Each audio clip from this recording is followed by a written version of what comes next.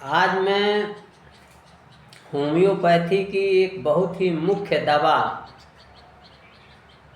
के की note symptoms बता रहा हूँ। ये दवा है sulphur. Sulphur is the king of antisorics. Sulfur is the honeyman's king of antisorics. Hahnemann ने इसे एंटीसोरिक सोरा विषनाशक दवाओं का राजा कहा है। ये हनीमैन का सोरा विषनाशक दवाओं का राजा है। सल्फर राजा इसलिए है क्योंकि सल्फर में सोरा के तमाम लक्षण होते हैं, बहुत व्यापक लक्षण पाए जाते हैं। इसीलिए सल्फर को हनीमैन्स किंग ऑफ एंटीसोरिक्स कहा जाता है, सोरा विषनाशक दवाओं का राजा। इसका ईचिंग इरप्शंस में जो बहुत लक्षण है वो ये है कि सारे शरीर में कहीं भी इसकी खुजली हो सकती है। खुजली खूब मचती है सल्फर में, लेकिन इसकी विशेषता यह है कि स्क्रैचिंग यानी खुजलाने से जो है जलन होती है। जब कहीं भी कोई इरप्शंस हो जो बहुत खुजली कर रहे हो, खुजलाने के बाद जलन हो रही हो, तो ऐसे रोगी की दवा सल्फर होगी। अगला इसका लक्षण है बर्निंग एवरीवेयर। हर कहीं जलन, पूरे शरीर में कहीं जलन, चाहे यह सामान्य हो, जनरल हो या लोकल हो, किसी अंग विशेष का हो, और विशेष रूप से पैरों में जलन होती है।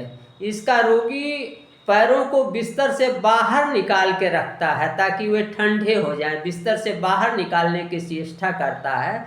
तो इस तरीके से अगर कोई रोगी पैरों को ठंडा करने के लिए बिस्तर से बाहर निकालता हो और पैरों में जलन हो रही हो, तो ऐसे रोगी की दवा सल्फर हो सकती है।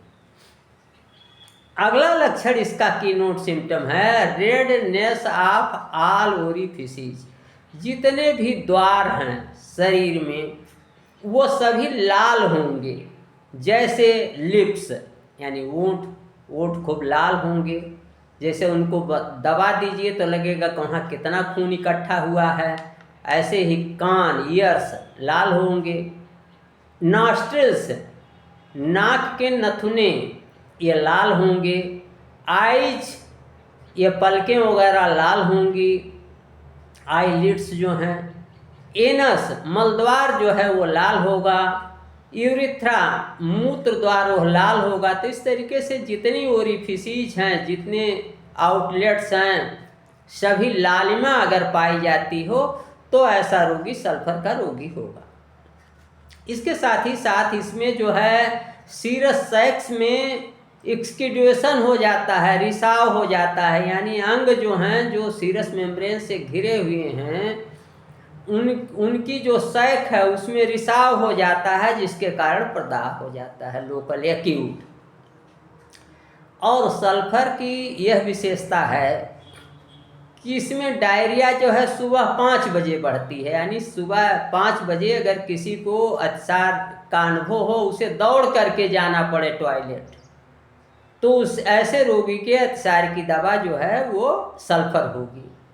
और इसका जनरल एग्लेवेशन, अगर कोई रोग है जैसे बुखार है या कोई चीज़ है, अगर वो 11 बजे बढ़ता है दिन में, तो ऐसे रोगी की दवा सल्फर होगी। सल्फर के रोगी की एक बहुत बड़ी विशेषता है कि सल्फर के रोगी को खड़ा रहना बड़ा आसानीय होता है। और सल्फर के रोगी के रोग जो हैं वो क्लोज रूम में, बंद कमरे में, खुली हवा में, नहाने से और ठंडे और नम वातावरण में इसके रोग बढ़ते हैं। और दरवाजे खिड़कियों को खोल देने से आराम मिलता है, ओपन कर देने से। और जैसा मैंने बताया, इसके रोगी का खड़ा रहना बड़ा आसानी होता है। तो निश्चित रूप से यदि किसी रोगी को बैठने पर और लेटने पर आराम मिल रहा है तो ऐसे रोगी की दवा सल्फर हो सकती है। साथ ही साथ अगर किसी रोगी का कोई त्वचा रोग का इतिहास रहा हो और वह दब गया हो, तो ऐसे रोगी को भी सल्फर देने से वह इरप्शन, वह एक्जिमा पुनः अपीयर हो सकता है और रोग ठीक हो सकता है।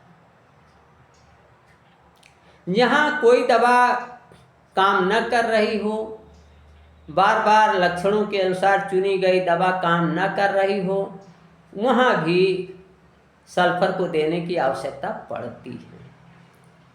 हाँ, यह जरूर है कि सल्फर सोरा विषनाशक दवाओं का राजा है, लेकिन ऐसा नहीं, और भी तमाम सोरा विषनाशक दवाएं हैं, जैसे कौस्टिकम हुआ, ग्रेफाइट्स हुआ।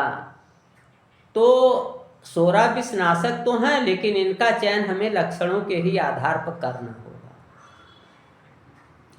आज बस इतना ही। नमस्कार, मैं डॉक्टर प्रेम नारायण।